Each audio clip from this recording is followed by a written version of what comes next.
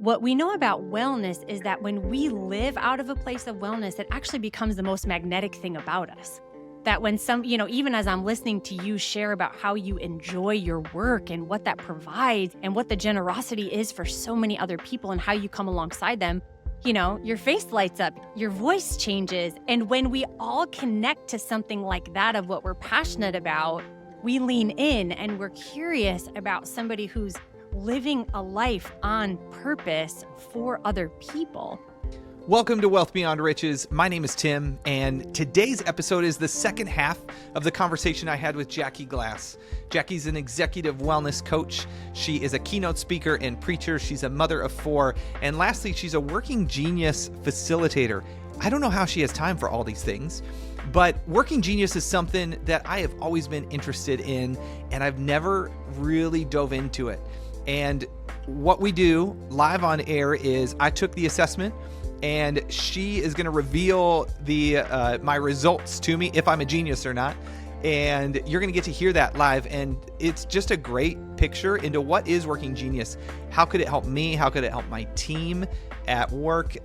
If you're running a business, if you're leading a team, this is going to be super valuable. Again, we were all put on this earth for a purpose. And my hope is by listening to these conversations with some of my friends that you can get 1% closer to your true purpose with how you live your life, how you do your work, how you love the people around you. This is going to be good. Jackie, I'm pretty scared about this next section here, where one of the ways you coach not only executives, but also their teams around how to bring out, I don't know, you're going to tell me what working genius is, because I've heard about it a ton. It's, Patrick Lencioni and his team at the Table Group created it. I got to meet him last year at the GLS, which was very cool. I got to pray with him as he was nervous about his talk. Again, seeing people be normal, and he's created this outstanding assessment, but I have for so long put off doing it. And I was like, you know what? You're coming on the show. We'll get to talk through this. So here's what I did for anybody listening. I took the Working Genius assessment. Jackie sent me the link. I took it. It took less than 15 minutes. Did it on my laptop late at night. And I haven't looked at the results. So Jackie, you're going to walk me through the results and what they mean. So this is a pretty scary moment for me because I don't like talking about myself, but I'm excited. I'm excited and nervous all at the same time, if that makes sense. If this is not the coolest podcast in which you're willing live for me to do this, I'm telling you, you are onto something. And results are in. You are a genius. You can take a deep breath. Take a deep breath. We didn't have to throw out the data. This is going to be okay. Awesome. Yeah. Well, I'd like to say it was like all a perfect plan and idea, but you have 4 kids. I have 4. We have 8 between us. We don't have time to do this another time. Yeah. It works so good. Yeah, let me give you a little bit of a background for this and how I found myself becoming a facilitator. Again, with my background in therapy, we're all familiar with personal assessments. So we are familiar with, Enneagram and DISC and Strength Finders. And, if we went around, we could shout out numbers and letters and colors and all these different things, which are wonderful. And those assessments. Which one is colors? Oh, the DISC assessment is colors. Yeah, so that's right. That's right. We'll do that next episode live. Okay, yeah, that'd be amazing too. And what's great about those, they're so helpful because they tell us more about our personality. And so there was this huge investment, there's this huge deposit when it comes to how we learn about ourselves. So again, as somebody who kind of chases movement, who chases energy, like how do people experience joy, purpose, energy? I was familiar with these assessments, but what happened was as I stepped into this role as executive wellness coach, I realized that there were some companies and businesses who pre-COVID had really been mindful of wellness. And so that was already set in their companies. They wanted to see their teams doing well, not only personally, but also as a company. But what happened after COVID, for really good reasons, is everybody had to be mindful of wellness now. It no longer became an option of what to do. Yeah. But at the same time, the statistics were coming out that in 2023, there's now this epidemic of loneliness. That, being lonely now had the same physical stress effects on our body as smoking 15 cigarettes a day. So this data is coming out when it comes to wellness, and it's coming to physical health, it's coming to loneliness. And so I just kept being on a hunt to say, well, how do I help not only individuals in my coaching, but how do I help teams? What is this intersection of wellness and work? And so what I did was with that came this Gallup research that the one thing that disproportionately keeps somebody in the workplace is recognition. That if you want to care and keep your best people, that there is a piece of recognition at which they need to experience. So I'm like, okay, we've got this loneliness epidemic. Leaders can care and keep their best people through recognition, but at the end of the day, there still has to be a level of a business doing well, of productivity happening. So here's where I discovered the Working Genius assessment. Because what's very unique about this one is that it is 80% about productivity and 20% about personality. So what it does is if you are taking this as an individual, and we'll go over your results next, but what it does is as an individual, but also within a teamwork, within the business, within nonprofit, within corporations, is it also allows you to lean into how each person can be recognized, but also interdependent as a staff. That each person really is pursuing purpose, energy, and joy for themselves. But at the end of the day, it's about productivity at work and making sure we're in the right roles and spending the right amount of time doing what we are naturally gifted to do. So that's how I came across and have so enjoyed facilitating this. I've done over 100 of these now for individuals and for teams and for companies, and doing yours is just as fun right off the bat. So Yeah, super fun. it's so No, fun. I love that idea of focusing on productivity because who doesn't love to be productive?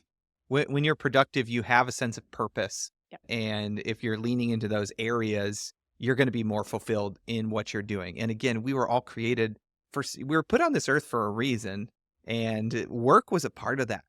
And again, balance is not something that we're seeking. We're seeking the movement. So how do we lean into that productivity? So Jackie, show me how. What do I do? Okay, so this is what's great. So you'll see on your results, I told Tim, have your results close by. And so Yep. you take the assessment, like you said, takes about 15 minutes. It's really affordable, which I love. I'm always about tools that are really affordable for people, which is great because that just helps get it out. And so what you do is you get results. Now there are 6 different parts to work. And so it spells out the word widget. So Mm-hmm. WIDGET.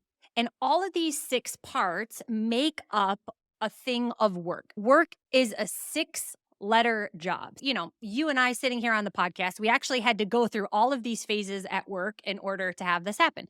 Getting the kids off to school at the morning, completing a task at work, putting a project over the finish line.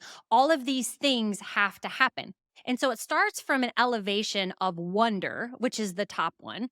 So it goes wonder, invention, discernment, galvanizing, enablement, and tenacity. And so it's kind of the elevation of a plane where wonder is this 30,000 feet up view of introducing what needs to change. And then all the gears kind of click together of tenacity, landing the plane, ensuring results that are successful. That's a very high flyover of what they are. But so I'm going to just tell the results of what you have. What happens So, then is Jackie, you take, before we do that, Yep. sorry to interrupt. So you said we went through each one of these just to get here today. When I was delivering cinnamon rolls to my daughter's high school swim team at 6 in the morning, which one of those were we hitting? Oh my exactly? gosh, everyone and sleep deprived, right? I was wondering what I was doing. I had to be inventive to get 4 dozen cinnamon rolls there without spilling them. Discerning was, this is a bad idea. Anyways, keep going. Okay, this Sorry. is going to lend perfectly into your results though. Were Okay. you the one who actually delivered the cinnamon rolls? Yeah. Okay. And I got to be clear, I really didn't do a lot of the work. I showed up at the last minute. I made coffee for my wife and I, and then I was the one just handing out the cinnamon rolls and cutting them. I like to take credit for all the work. She was the one who was up at 3 a.m. getting the oven started and stuff like that. But this is what's amazing is that so Tim's results, so everybody has 2 geniuses. So they fall into these 6 categories, and your 2 geniuses are enablement and tenacity, which are you are going to ensure successful results and come alongside and help somebody. So it is no wonder to me that you were the one who actually brought them Because the other parts of somebody deciding, hey, what were we going to bake? Why do we need this idea? This was a good idea. How do we rally people to make this idea happen? You are best and you don't mind volunteering even at, the dark morning It was dark. of actually delivering the cinnamon rolls and ensuring that those go off. So somebody created the idea, somebody decided that the swim team needed cinnamon rolls. Somebody, decided that was the idea and got people around. Your wife kicked in and her geniuses, and then you delivered it. And so what happens when we see the results is that out of those 6 stages, 2 are in your working genius. Okay. 2 are in what we call your working competency, and 2 are in your working frustration. So if you think of like a coffee cup analogy, is that your working genius are things that you are naturally gifted to do. It's like a coffee cup with a lid on it in which you don't mind doing these things. You are naturally gifted at them. Enablement is you love to come alongside people and move work forward. So you are somebody who you will actually show up and begin to move the work forward to implement it. So it's not, different stages are, you have the idea of what should happen. Galvanizing could be, oh, you're going to rally everybody around an idea. Enablement, your top genius, is you are going to actually show up at 6:30 with the cinnamon rolls for the swim team, that you love to move things forward by actually being alongside people. What's fascinating about doing these is often if you have a background in education, if you are in library, if you are in some type of social service, enablement is often a top genius of how you love to come alongside people.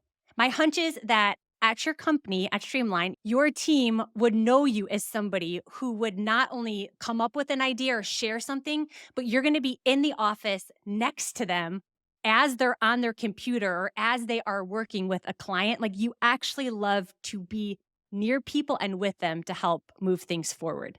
And then your second genius then is tenacity, which is you will ensure successful results. There is no way that those cinnamon rolls were not showing up. Like, Oh, no. you were like, it is early. My alarm clock went off. I do not want to get out of bed. But there is no reality at which those cinnamon rolls weren't going to show up. Correct. So somebody with tenacity, again, if you think of the elevation, you land the plane. Like, you make sure things get done and you make sure they get done really, really well. And so both of your geniuses are in this implementation stage, that you are going to come alongside people and you are going to make sure that things get done. In fact, I don't know, I'm just guessing, but when I'm leading meetings like this and somebody has both of those genius, it often feels like we're talking too long. Like I know this is your podcast, so I don't know if this is accurate for you right now, but often it's like, they're like, could you just hurry up? Like, I would much rather be doing the things right now than sitting here and talking. So Love it. You're laughing, so I'm gonna talk for a minute, but stop for a minute. But No, yeah. I mean, yes, there's a piece of me that's like, all right, let's talk about the other ones. That's good. yes, did Nailed you resonate with those 2 geniuses as you think about what brings you energy, what brings you purpose in a lot of different spheres in life? Yeah, for sure. I mean, I'm the kind of person who I want to be in a project with somebody. I don't want to be doing it alone. Yeah. Hence why this podcast, for example, is not just me talking, because I don't feel like I'm talking to anybody. But when you and I get to have a conversation, and we already have a friendship and a relationship, so like that brings me energy and joy, and knowing we're accomplishing something together that's huge for me, because hopefully it's something that's helping you as well as helping me at the same time. That's why working with clients and helping them, help give them confidence around their financial future. That's why that is so invigorating, because it's coming alongside someone, helping them see a place that they didn't think possible, helping them see how they can get there, and then seeing the joy along the way. I think that's why we talk to a lot of people. We're helping people with their money and their investments and stuff like that. And something that trips up most of us is money's got this weird hold on our heart sometimes. Again, money's not good or bad. It's neutral. It's a tool. But it has this pull that can sometimes be unhealthy if left unchecked. And one of the things that we have found in helping people is when we can start exercising the muscle of generosity, which sounds, maybe you're listening and that sounds a little philanthropy, charitable giving, generosity. That's for other people. Generosity is something we have found is for everybody, Mhm. because what it does is it takes away that weird hold that money can have on us, because we don't let it have that power over us by saying, you know what? You don't have that power over me. I want to share this with somebody else, and enabling somebody else to receive that, and enabling somebody else to do whatever it is that's in front of them that they need your generosity. And again, it could be money. It could also be time. It could also be tools or expertise that you're handing off to somebody else. And when they receive that, I actually get a ton of joy by enabling other people. Yes. And I could do it myself, and that would provide some satisfaction. When I'm helping someone else do it and we're doing it together, that the satisfaction on that is through the roof. And the studies around money show that you can spend money and that brings some joy. You can spend money to buy things. That brings a little bit of joy. You can spend money to buy experiences. That brings even more joy. My wife has taught me that over the years. I used to buy a lot of things. Now I buy a lot of experiences. You spend money on other people, it makes those other two pieces of joy look so small. Mm. And we've seen that time and time again, that no matter where you're at or how much you have or what your income is, if you're regularly practicing being generous with your money, that is going to provide you a ton of joy. So that's where I get really excited about this enablement genius. Yeah, and I love how you tie that together with exactly how you come alongside and help people. That, we've experienced it from you, and I'm sure so many of your clients have too, that like you're with them, like Mm. you are with them, you are alongside of them, and you're ensuring really successful results for them. Mm. That you are in it. And what we know about wellness is that when we live out of a place of wellness, it actually becomes the most magnetic thing about us. That when even as I'm listening to you share about how you enjoy your work and what that provides and what the generosity is for so many other people and how you come alongside them, your face lights up, your voice changes. And when we all connect to something like that of what we're passionate about, we lean in and we're curious about somebody who's living a life on purpose for other people. And what I love about how you did that, and sometimes that enablement word gets a bad rap. It is not meant to be a bad rap at all in this assessment. And so I love how you just owned it and immediately started using it. But I wanted to clarify. In other terms, it's been like a more a negative connotation of a Yeah, word. like an That is, unhealthy enablement yes, towards a negative end or result or habit. yes, and not in this place at all. And so if speaking of like numbers, is that if you're taking these three categories within Working Genius, you want to spend about 51% of your time in your two geniuses. So 51% of your time at work. Again, I go through this with couples. Like you can do this as a family with your kids, but specifically for the workplace, when you look at your rhythm, when you look at your schedule, when you open up your calendar, are you spending about 51% of your time in your geniuses? The competency phase are things that again, if you do a coffee cup, it's like a coffee cup, but with no lid on it. Okay. It's something, you're good at it, but it was something that will eventually kind of like coffee. It'll get cold. It will not taste good. You'll get lukewarm, which is kind of the worst. Like It the is lukewarm the coffee that's worst. just been sitting there. I don't just be hot, be cold. I can do the iced coffee, I can do the hot, but the in the middle, that's a rough one. I love So it. that's Yes, helpful. your competencies are your lukewarm. So these Yep. are things that you're gifted at, but they kind of have an expiration of how much you can do it. So for you, this is wonder. This is the top one of sensing if something needs to get changed. Hmm. And then discernment is knowing what idea to move forward. So wonder is again that top level of change. They often people with wonder use the word wonder like, I wonder if this could be better. I wonder if we could start a podcast about wealth beyond riches. You actually use the word wonder. And then discernment is you're able to discern what idea to move forward on. So again, these are things that you are good at. If we're taking percentages, this would be about 30% of your day is spent in your competencies. And then we move to your frustrations, which are these things. This would be like a coffee cup with a hole at the bottom. I mean, it's just these things zap your energy. Mm. You're not naturally gifted at it, and you only want to be spending about 19% of your time in here. So, what I want to say in this though is that none of us in adulthood have gotten to this stage without having to do all of them. So, even in your frustrations, 19% is about 1 out of every 5 hours. You're still doing things that you don't really love.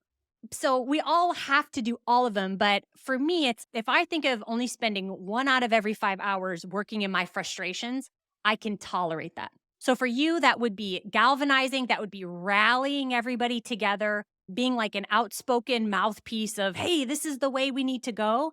And then invention, which is ideas. So generating a whole bunch of ideas to solve wonder. Invention is my dead last too. So aren't we grateful for assessments that figure Yes. out the ideas and then we can just live in them? So this Yes. is Well, and I know your husband John has inventions that you also get paired with people yes. who have those. My business partner Dave, he's invention for sure. He doesn't have to take the assessment for me to know that part at least. And That's you so bring up cool. such a good point because out of all of these, sometimes the expectations on us is that we're going to show up with six geniuses, right? Hmm. This is what we're expecting of ourselves. This is what we feel like people demand of us, whether it is external or internal, how we feel. But nobody shows up with six geniuses. And so, what you had mentioned as well is who we are partnered with or who we Yeah. need to fill in the gaps with lends ourselves again to this interdependent piece of how we're meant to be. And so, it allows us to work within energy and purpose and joy and Mm. generosity, with also reminding us who's around that we can be interdependent with that naturally brings them energy and purpose as well. That's awesome. This is so helpful. I wonder why it's 51% and not just 50. I Yeah. mean, come on, Yeah. guys. 50, 30, 20. That would be so easy. But I don't know. Maybe something pushed it over the edge. I mean, tipping point of 51 it makes me a little bit more excited. That okay. All right. Yeah. It's more Percent than in half. frustrations. Yeah. Yeah. Okay. I'm just It guessing. the frustration, it feels better. Should be less than 20. Okay. I But got it. here's what you can do with the assessment is that Yeah. you practice it with yourself. After my first coaching session, I always encourage people just play around with this and try to work 10% more in your geniuses. Hmm. Like just try to work 10% more. See what that looks like, see what that means, evaluate your days. If there are certain days when you wake up and you open up your laptop and you just want to crawl back in bed, Mm-hmm. take a look at what actually is around you and see if there are ways at which you can shift things. The other part too is remind yourself of there's other people who have geniuses that you don't have that cannot wait to be asked. Hey, tell me your best 5 ideas around this Mm. that you would be spending an exorbitant amount of energy trying to figure out Yeah. and lean into one another that way. And so you can do that individually, play around, and then you can do as a team to figure out what's missing, how do we hire, what does that look like for meetings, what stage of a meeting are we at, are we creating elevation between wonder and tenacity that people actually get kind of sick, you just like on an airplane when we Mm-hmm. change elevations too fast. And so there's all different layers to this, then how you can go about implementing it for yourself or for your team. Do geniuses change over time, or do you see people stay pretty consistent if they retest, a couple years later or after a big life change or something like that? Yeah, that's so good. One of the biggest findings of this assessment that surprised me is when you're looking at wellness within ourselves individually, but also when do we bring our best to work, is that you would think it would be we're spending too much time in our frustrations.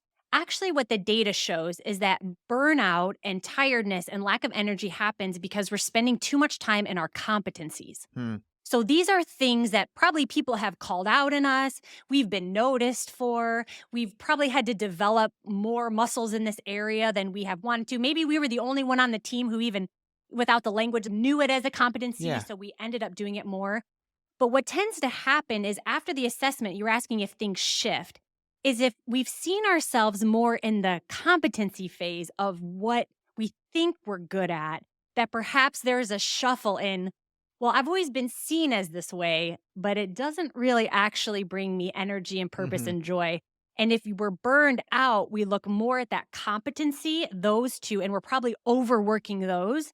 The frustrations we just tend to tolerate and not move towards, Yeah. but being really cautious of what's in the competency. So that's where I've seen a shift is if Mm. it's been within your career or within your business, you've filled in a gap perhaps for yourself or within your team that isn't really naturally bringing you energy. That's where there can be a shift or some more aha moments with that. What if I want to grow in wonder and I want to work on that and I want it to be one of the areas of working genius? Is that something I can do? Or is that going against the whole idea of this? What's great about every assessment is you're not boxed in, right? This is just another tool. Mm. And the minute we feel boxed in, it's not helpful because we can make these what they're not meant to be, especially in a Yes. workplace. Sometimes the data comes back and there's one person with invention. And then if a company thinks this is the only person who can ever Yeah. have another idea again, Right. and that's just not true. Yeah. So you want to stay in a natural sense of what you love to do. And like you said, those are your geniuses. They played out this morning for you with the cinnamon roll.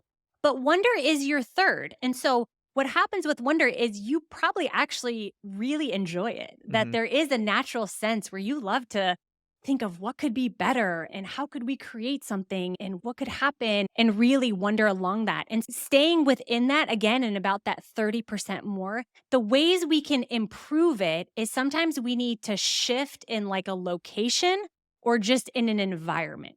So maybe for you is where do you sense wonder the most? Is it outside of the office? Is it when you're taking a walk? Is it when you're on a car ride? If to get better at any of them, to shift an environment.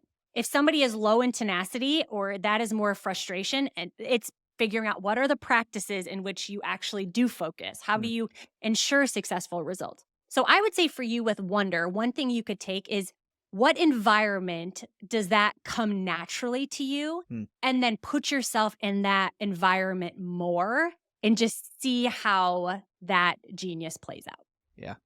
It's usually moving my body, meaning like bike, Yep. walk, Yep. and next to a river. There's something Yeah. about like rivers and how they're alive and how they're moving, but nothing's moving it. And you can either jump in and go for the ride, or you can be part of those like stagnant pools that build up on the side. And something about rivers has always just captured my attention. And so being outside near something like that is something where wonder can be set free. And I'm not caught up in some of the things that would be more natural for me. Hey, let me push this thing across the finish line. Let me go help that person with that thing. So that's really cool. That's helpful. Yeah, and for you, Tim, who the implementation stage is so strong. You love pushing things along and moving them to completion. And so wonder for you is totally different elevation. Yeah. But I love how immediately you knew what place to go. And already, again, like your demeanor changed when you were talking about that. And so Yeah. that's what's so brilliant about it is how do I shift myself or my environment when I'm at a certain part of work, when I need to accomplish a certain productivity piece of work. And I love that. I love you immediately knew where you needed to get yourself in that situation. Yeah. Oh, that's awesome. Oh man, this is so cool. I'm not scared anymore. now, now that you declared me a genius and You're a everybody genius. heard it. So You're a genius. anything else before we move off of it that is worth taking a look at here? Because there's 8 pages here. There's so much. Yes, it's great. I mean, these are really fun to know. And again, the Yeah. process of then unraveling the results, kind of the different layers of what to do. I would encourage you again to, in that implementation stage, to really be that. And sometimes what we can do is that we can think a certain career needs this or a certain career needs this. And the reality is we all just need to be integrated really in what we love, what brings us purpose, energy, and joy. And so for you, what that looks like is how you had described at work. And I would encourage anybody with the same result.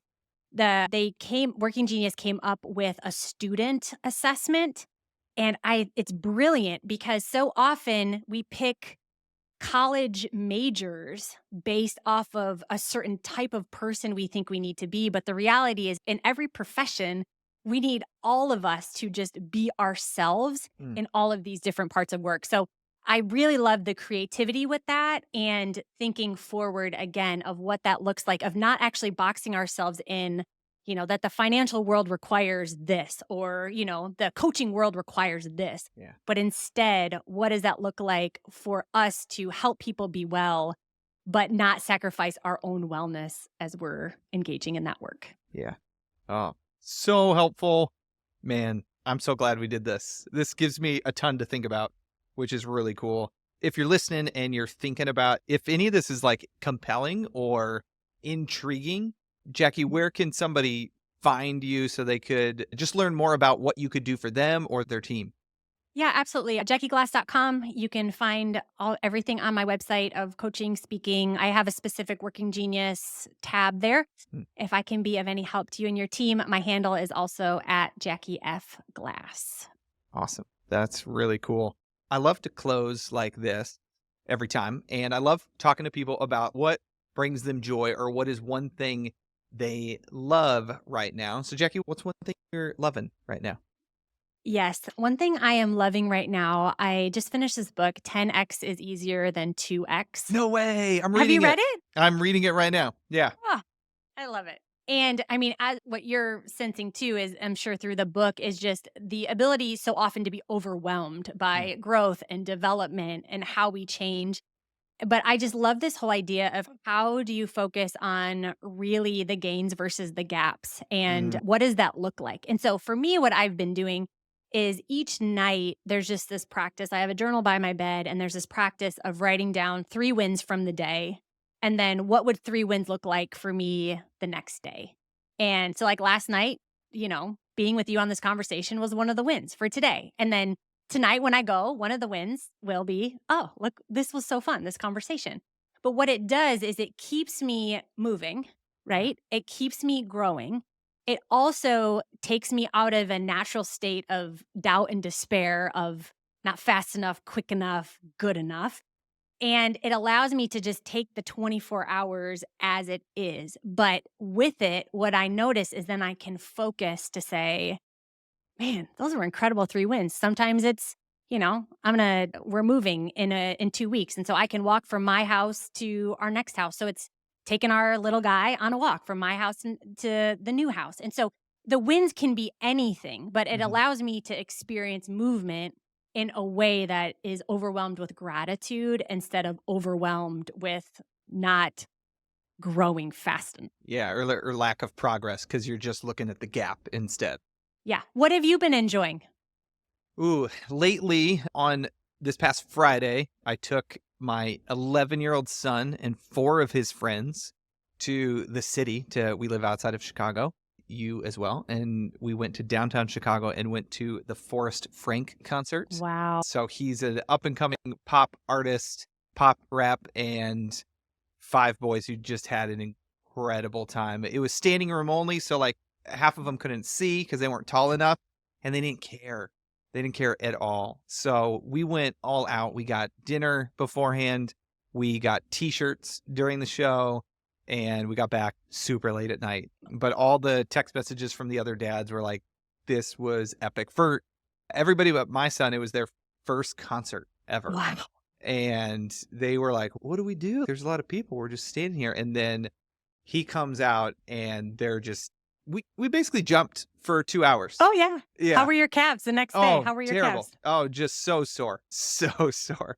But it was a blast just like seeing it through their eyes and just seeing the joy of being in the environment, seeing the lights and the confetti that came down from the ceiling and knowing the songs, knowing all the words. They were rapping all the words. And I was like, when did you listen to all these songs? But you've got a lot of time. It's summer. So Yes. Were you the only grown up? yeah, Wow. just me. Wow. Yeah. Wow. It was True fun. enablement. It was fun. It was his birthday present, and oh man, it probably okay. So the best part was like we're walking out, and it's a sea of people going towards 2 staircases, and I was just like, hey, buddy, that was so much fun. And he like gives me this big hug and he's, Dad, that was like the best. Oh, So that was cool. oh, So, you will savor that moment yeah, for a very long time. for sure. That is a deposit and investment that can't be touched by many other things. Yeah. That Yeah. is really cool. Yeah. Fun. We have, our 3 daughters. So next concert, when I have, 15 teenagers, I think you're the one. You're gonna, Yeah, you yeah. have now Sign me up. volunteered. Now I know who to ask for help. Right there. Yes. Oh, I'll be there. I'll be there. I'll be the parent though that's, hey, we're going down front. Otherwise, I'm out because I'm not going to sit here in the back or the balcony. We're going down. We're going to be in it. Yeah. That's Oh, amazing. well, Jackie, thank you so much. This was so much fun. I'm glad it's going to make your gains list tonight. It definitely made mine. And I know anybody listening is going to get a ton out of this. I know I've got a bunch of notes learning along the way. We had a plan coming into this and we went where your expertise was and your working geniuses. And so that was just super cool to hear you share wisdom with people. And, that's something that we don't get enough of these days. There's a lot of knowledge out there and you shared wisdom, which is knowledge in action. And I'm so thankful for that. I'm looking forward to the next time we can do this. Yes. Thank you for having me. Thank you for really being this model of generosity for so many of us behind the scenes, but also what people experience from you day in and day out in your family life, in your career, with your clients, in your marriage. You truly are just this remarkable person in how you are generous. And even in the podcast and inviting us in and spending this time together, currency in so many different ways, how you live it out. So I'm going to just keep making you uncomfortable and saying these things. But truly, because I'm here, thank you for so many of us that don't get the chance to tell you face to face of how you live day in and day out, behind the scenes and in front. Truly a model of generosity for all of us. Thank you. I'm deeply honored by those words, especially we've known each other 20 years. Half my life. You got it. So thanks so much, Jackie. Yeah, thank you for having me. Hey there. If this episode impacted you, would you share it with a friend right now? That would mean a lot to me. And even better, if you could leave a review of the show. Maybe mention what part of this conversation stuck with you. On the first Tuesday of each month, we're going to bring you some more stories of great leaders who have learned what it means to be truly wealthy. If you're watching on YouTube, we're going to drop that on the first Thursday of each month.